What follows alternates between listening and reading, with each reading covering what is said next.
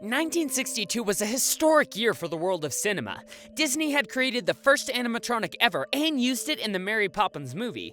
WED also developed the first audio animatronics that could imitate real life to use them at Disney parks. After these technological advances, many would follow in Disney's footsteps. This resulted in thousands of the most classic and emblematic creatures of cinema being brought to life.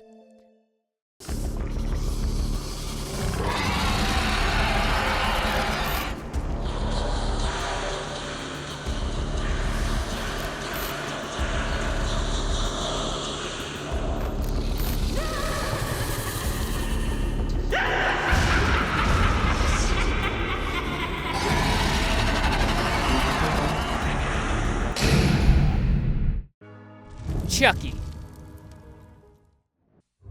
Hi, I'm Andy. What's your name? Hi, I'm Chucky, and I'm your friend to the end. Heidi-ho. If you're a horror fan, you've undoubtedly heard the name Kevin Yagher. He has worked for more than 30 years in the industry, and his company has created and designed incredible characters, such as Freddy Krueger or the Crypt Keeper from Tales of the Crypt. But without a doubt, one of Yeager's most important legacies is the design of one of the most terrifying characters in cinema, Chucky. Chucky was first seen in the 1988 movie Child's Play. The film tells the story of a doll who's possessed by the spirit of a serial killer. It was directed and co-written by Tom Holland, not that Tom Holland, and produced by David Kirshner. Kirshner needed a team of experts to bring the devilish doll to life and called Yagher after a recommendation from the legendary Rick Baker. The development of the animatronics for the movie was a challenge. There really wasn't any training for Child's Play. Animatronics was very young. It was in an infancy stage. There'd only been a few shows that even used animatronics. And the word animatronics comes from Walt Disney, from their work on the amusement parks, the robots.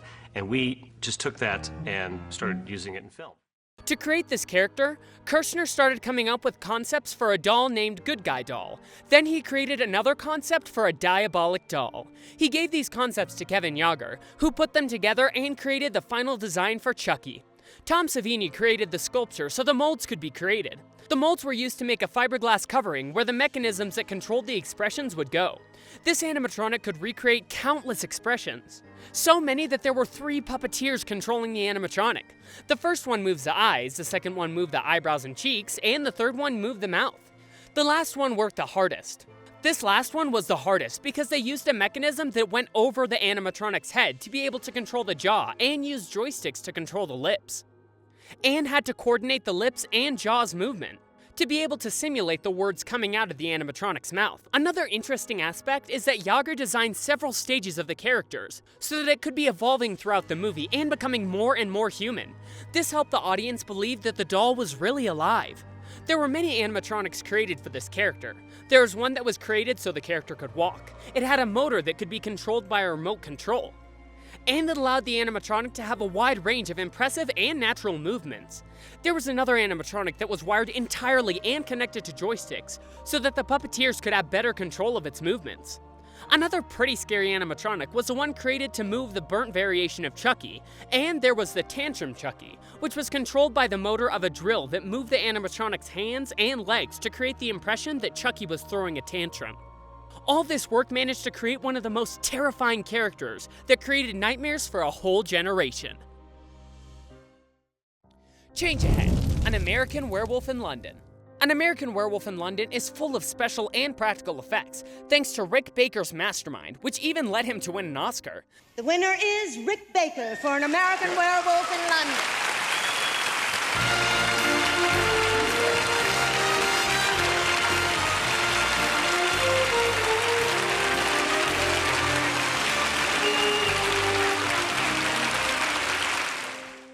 But undoubtedly, one of the effects that marked the decade of the 80s was the transformation from human to werewolf.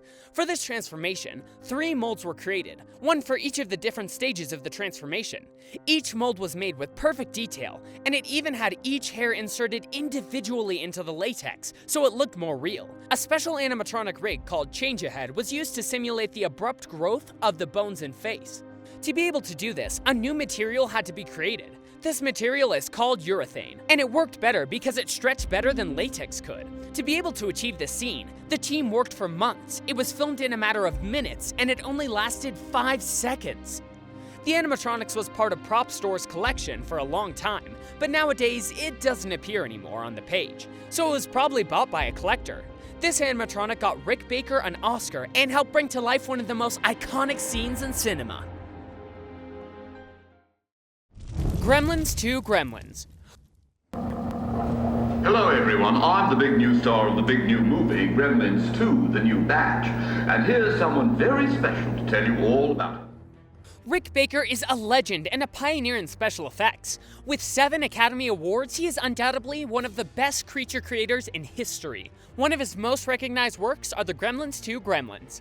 When Joe Dante was developing the script for the film, Chris Wallace, the original creator of the Gremlins, was not available, so Dante wanted Rick Baker to be in charge of creating the Gremlins.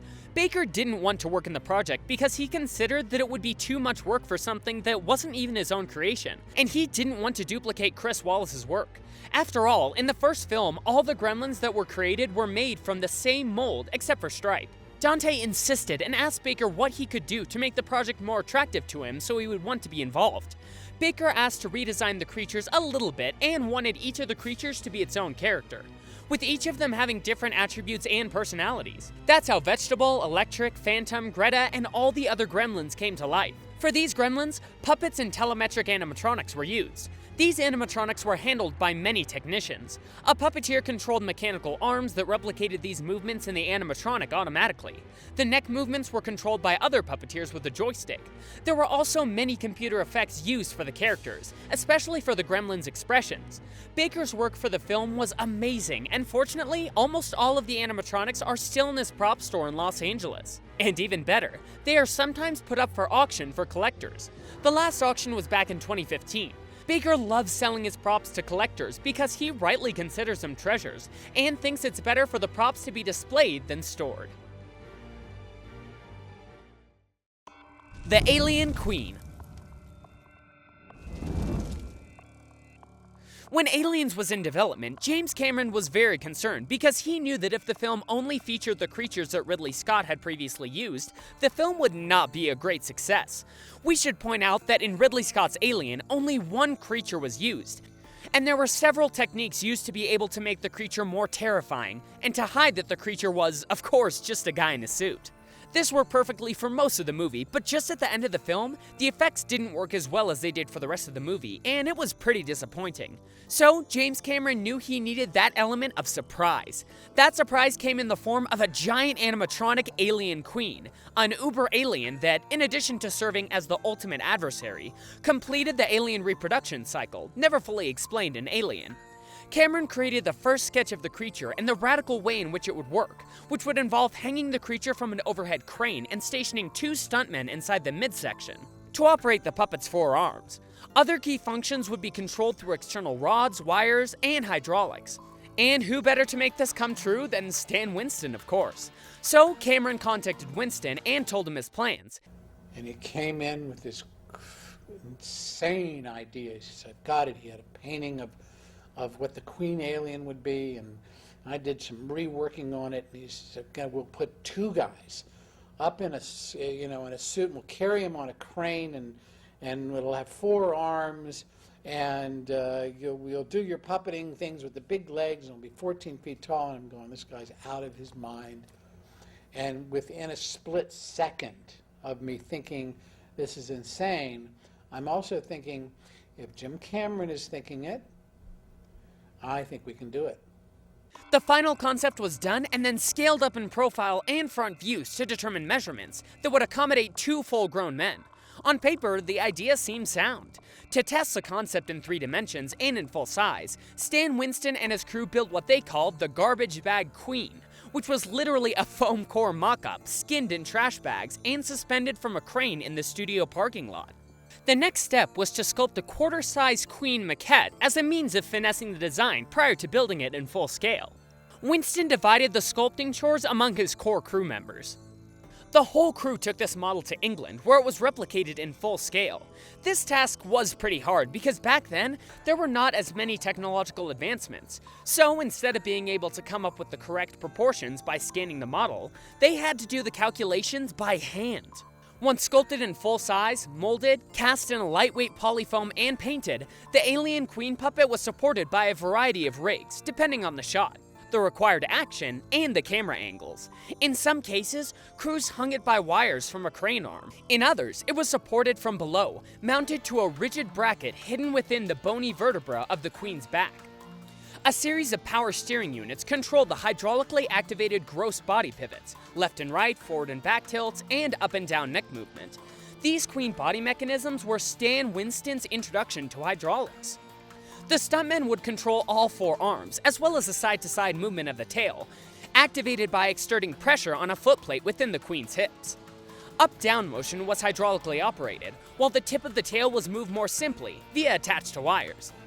2 queen heads were built, one that was made of tougher, more durable material so that it could withstand the abuse, and a second, more fragile, lightweight version. Each was articulated with hydraulics and cable controls for the finer functions such as jaw action and snarling lips.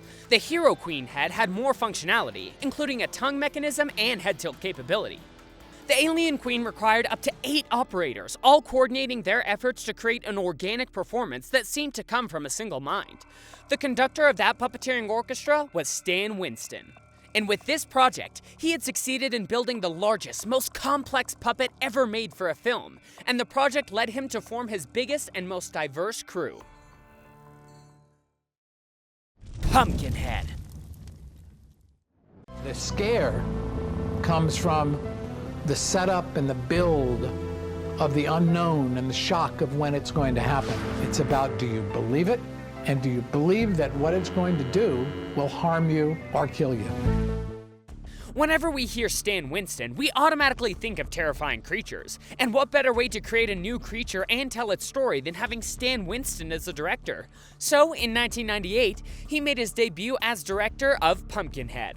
This film, starring Lance Henriksen, tells the story of a man who invokes a demon in order to avenge the death of his son, but things don't go as planned as he finds himself having to fight the creature to stop it. For this film, Winston assigned a team of artists to create the terrifying creature so he could be able to focus on the story and direction of the film entirely. The team led by Alec Gillis, Shane Mahan, John Rosengrant, and Tom Woodruff Jr. designed Pumpkinhead as a humanoid demon with a very large angular head, withered facial features, and long clawed fingers. There's a long process in order to create a creature like this. It begins with a concept, which changed and took shape until it was approved by Winston. Then a life-size sculpture of the demon had to be created. For this, the team was divided into different tasks to have a better result. Then from the sculpture, studio artists and mechanics created a suit and head, which was worn on the set by Pumpkinhead performer Tom Woodruff Jr. To avoid wear and tear on the suit, Woodruff was glued into it at the start of the shoot day and remained in the foam rubber construct for up to 8 hours at a time. Before creating the final suit, several tests were done to see if the character's silhouette was working. A special rig was created for the hands of the creature, and the Woodruff Jr. suit was attached to a cable to facilitate its movement. These tests allowed Woodruff to play a great role during filming. He had control of the movements of the head, but all facial expressions were controlled with a remote control. Since the head of the suit was a pretty complex animatronic full of cables to be able to handle, from the eyebrows, eye, and lips to the articulation of the jaw. The last step was to paint the skin of the creature. For this, the FX team consulted forensic books to match the hues of dead flesh. With the suit ready, the team joined Winston on the set, and Pumpkinhead became a cult classic. Would you like to see more of these animatronics? Let us know in the comment. If you want to be one of the first people to watch our videos, be sure to subscribe and hit the bell button. Also, visit our Patreon to check out our rewards. For just $1, you can access our exclusive creepy and abandoned animatronic series. Just click here. See you next week.